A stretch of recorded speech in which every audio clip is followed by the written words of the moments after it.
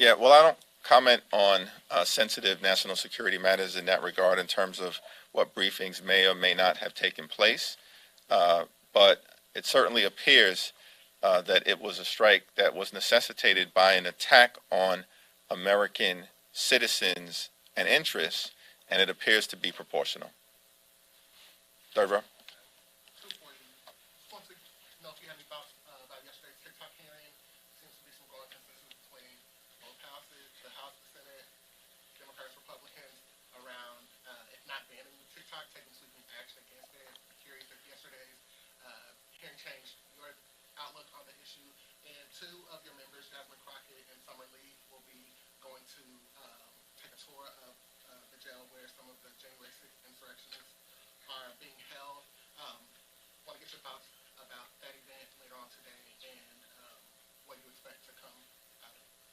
Well, haven't had the opportunity to fully review all of the testimony coming out of yesterday's Energy and Commerce hearing.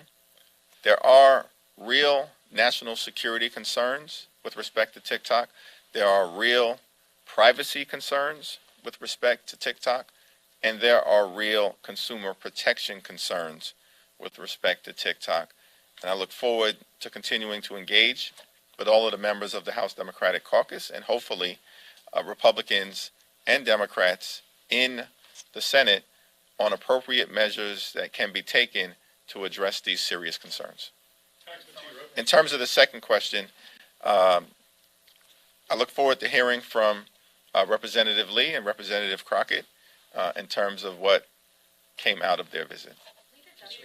Yeah, second row.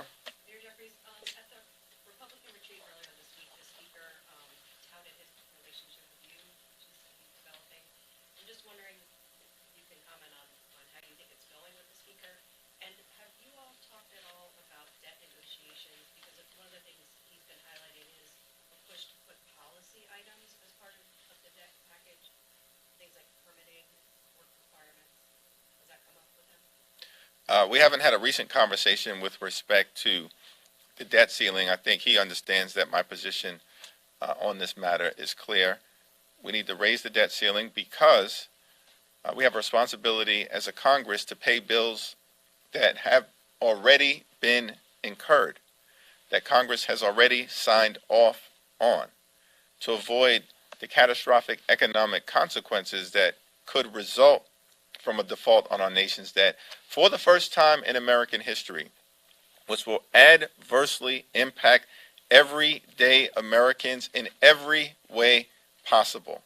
A default on our debt, or even threatening to default, is going to cost the American people individually and as families, in some cases, tens of thousands of dollars as a result of increased interest in terms of credit card payments, mortgage payments, student loan debt payments, and in other areas that would clearly do grave damage to the people who we should be protecting here in Washington. Now, as I've mentioned repeatedly, in terms of the relationship with Speaker McCarthy, it's been a positive, forward-looking relationship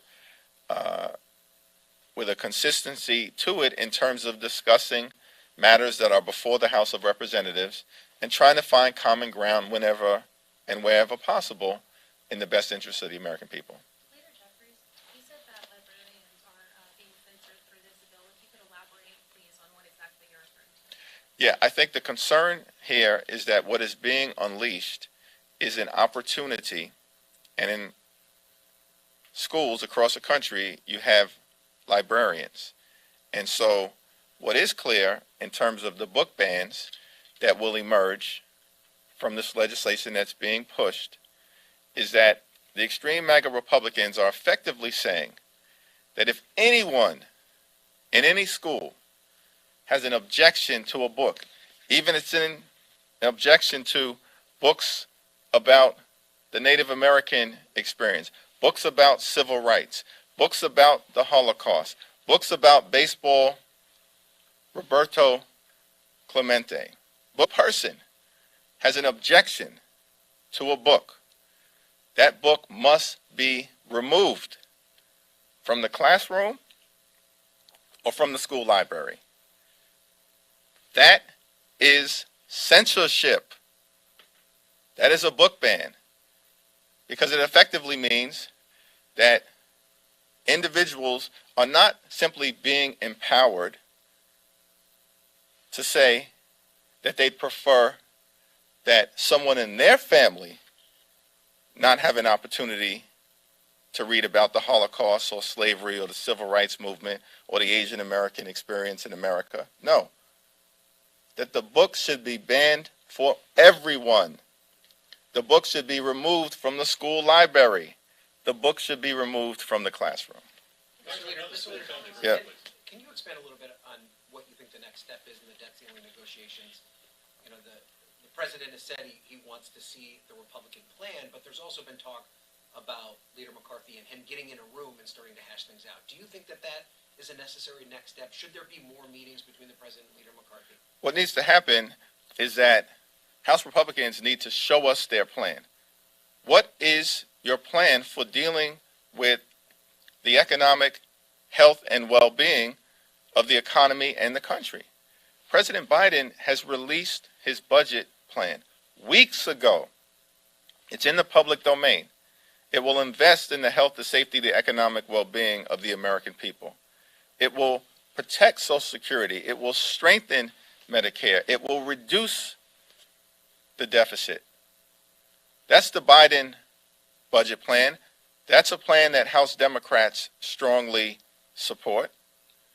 How can you have a discussion about anything if one side has put a plan into the public domain and the Republican budget plan is in the Witness Protection Program? It's in an undisclosed location. The extreme MAGA Republicans are hiding their plans from the American people. In that kind of situation, how can we reasonably have a conversation? The only thing we can do is to assume that what extreme MAGA Republicans want to do is consistent with what they've done in the past. They want to repeal the Affordable Care Act. They want to dramatically cut Social Security. They want to end Medicare as we know it. They want to undermine nutrition programs throughout the United States. They want to devastate veterans' benefits. And every single one of those things is a non-starter. Not simply for House Democrats or Senate Democrats. It's a non-starter for the American people. Congressman Jeffries. I'll go back over to you in a minute. Yeah. Two questions. First, on the bipartisan concerns about TikTok, which you brought up. The only people in Congress who seem to are actively defending TikTok and opposing a ban are a handful of House Democrats. Wondering what the dynamic in the conference is on that. And then secondly, it seems like there's a lot of frustration recently on the part of Democrats with what Republicans are doing with their committees. You've had members skip a couple of field hearings at the border, and yesterday Congressman Ivey at this podium accused Republicans of trying to get DA Bragg to commit a felony by breaking grand jury laws with their letter for his testimony. How much is that frustration piling up with on the committee level among Democrats? Well, we're going to continue to focus on putting people over politics, fighting for lower costs, fighting for better paying jobs, fighting for safer communities, defending democracy, fighting for reproductive freedom, and building an economy from the middle out and the ground up. That's our agenda. We want to solve problems for the American people. We want to make life better for everyday Americans. At our core, that is in the Democratic DNA. And there is perhaps frustration that instead of working with Democrats to solve problems on behalf of the American people, the extreme MAGA Republicans are recklessly trying to jam their ideology down the throats of this country in a variety of ways, including by banning books. That's their focus. That's the bill that they brought to the floor today. Politics over parents, as opposed to actually trying to solve problems that the American people face. And on TikTok? Well, on TikTok, there are ongoing conversations and discussions. The hearing just took place yesterday. We had an active discussion amongst some of the top Democrats on a variety of committees earlier today on a variety of issues, and I'm confident that that it will be a thoughtful, comprehensive discussion as we move forward on TikTok and as it relates to other social media platforms with respect to privacy protections for the American people. Another Republican school controversy is their assertion that the FBI has been weaponized against people who express dissent in school board meetings. They're even trying to link some sort of reform with funding for a new FBI headquarters. What's your strongest argument at this point against that kind of allegation? Well, the so-called House Republican Weaponization Committee, which is really a committee to obstruct justice and a committee to protect insurrectionists, has been a complete disaster for them. The public doesn't support it because they understand that the only thing that's really being weaponized is the extreme MAGA Republican majority weaponizing the Congress against the interests of everyday Americans. And the public is smart. The American people are smart. They're not buying any of the foolishness that extreme MAGA Republicans have been saying about the weaponization of the FBI. But this is a group now, extreme MAGA Republicans, led by their former president, who are actively inciting violence against law enforcement professionals. They want to defund the FBI. They don't actually support law and order. Extreme MAGA Republicans are about lawlessness and disorder. Very quick two ones. First, you have confidence in Alvin Bragg, and the second one is Republicans said you lied yesterday, and you said they don't want to teach Americans, kids, about the Holocaust. So, any kind of response to that? Listen, the reality is that if you look at the state laws upon which H.R. 5 has been based, books connected to the teaching of the Holocaust have been banned. And that is exactly the model that H.R. 5, the Republican bill that puts politics over parents, has been based upon. It's not complicated. They don't want children in America, through the consent of their parents, to be able to make the decisions on their own. Instead, these extreme MAGA Republicans want to determine what books the American people should be exposed to. This is a debate that we can have all day, every day, because what is in their bill is clear. In fact, I think there was an amendment that was put forward by Raul Grijalva before the Education and Labor Committee, which related specifically to the prohibition on book bans and censorship. And it said, nothing in this act may be construed to allow the banning or censorship of books in public elementary or public secondary schools. Every single Republican voted against this amendment. In other words, they voted to support the banning of books.